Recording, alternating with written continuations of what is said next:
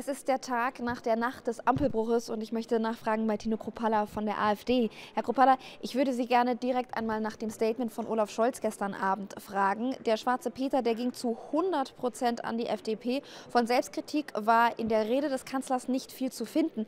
Teilen Sie die Meinung des Kanzlers, dass Christian Lindner die Verantwortung für diesen Ampelbruch trägt? Ja, in großen Teilen, was zumindest die Kritik an Christian Lindner angeht, gebe ich dem Bundeskanzler sogar recht. Also er hat sicherlich eine hohe Mitverantwortung.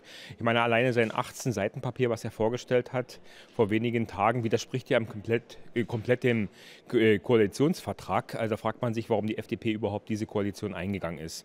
Wenngleich natürlich diese gesamte Bundesregierung, vor allen Dingen auch der Wirtschaftsminister, Herr Habeck, den ich wirklich, muss ich sagen, mit seiner Politik als den gefährlichsten Minister dieser Regierung ansehe, mit auch eine Hauptverantwortung trägt, genauso wie die Außenministerin, aber natürlich auch der Bundeskanzler. Wie schätzen Sie es denn ein, dass der Bundeskanzler keine Selbstkritik hat verlauten lassen und er möchte die Vertrauensfrage erst im Januar stellen und trifft sich ja heute auch schon mit Friedrich Merz? Wir befinden uns in einer Wirtschaftskrise, trotzdem soll jetzt erstmal Wahlkampf gemacht werden. Wie schätzen Sie das ein?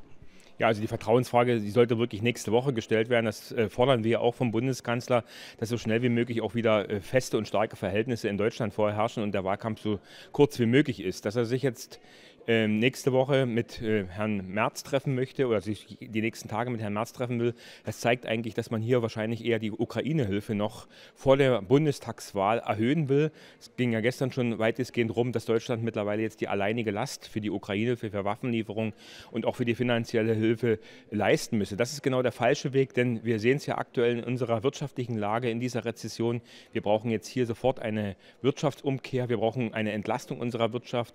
Wir fordern die EEG-Umlage sofort abzuschaffen, die CO2-Bepreisung abzuschaffen. Auch das sind alles Treiber, die natürlich unsere Wirtschaft weiter verteuern. Auch Christian Lindner hatte in seinem 18-Punkte-Papier ja ähnliche Dinge angestoßen. Auch er wollte eine 100%ige Wirtschaftswende, aber Sie stimmen keinem der Punkte auf diesem 18-Punkte-Plan zu.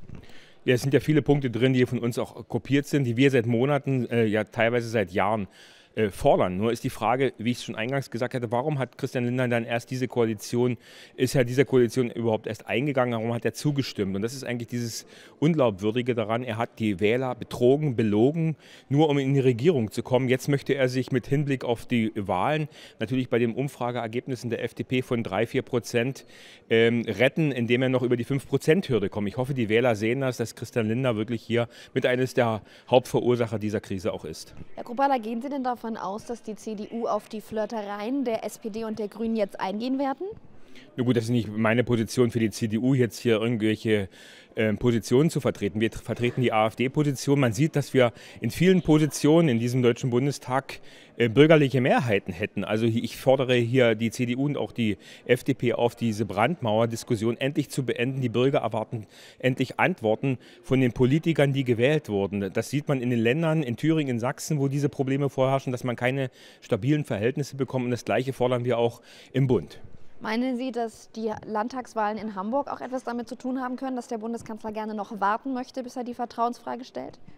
Das weiß ich nicht. Ich meine, Hamburg ist nun auch ein Stadtstaat. Ich glaube nicht, dass er so eine große Auswirkung auf das Bundesgebiet hat. Insgesamt fordere ich, so schnell wie möglich die Vertrauensfrage zu stellen, nochmal an den Bundeskanzler, damit wir relativ schnell Neuwahlen bekommen und wir starke und wirklich auch feste Verhältnisse. Ich sage es ganz offen, mit einem Bundeskanzler Friedrich Merz ist Deutschland aber auch nicht geholfen. Eine letzte Frage noch. Jetzt müssen ja Ministerämter vergeben werden, kommissarisch. Das heißt jetzt, dass Volker Wissing auch das Justizministerium dann kommissarisch jetzt leiten wird. Geben Sie uns eine Einschätzung.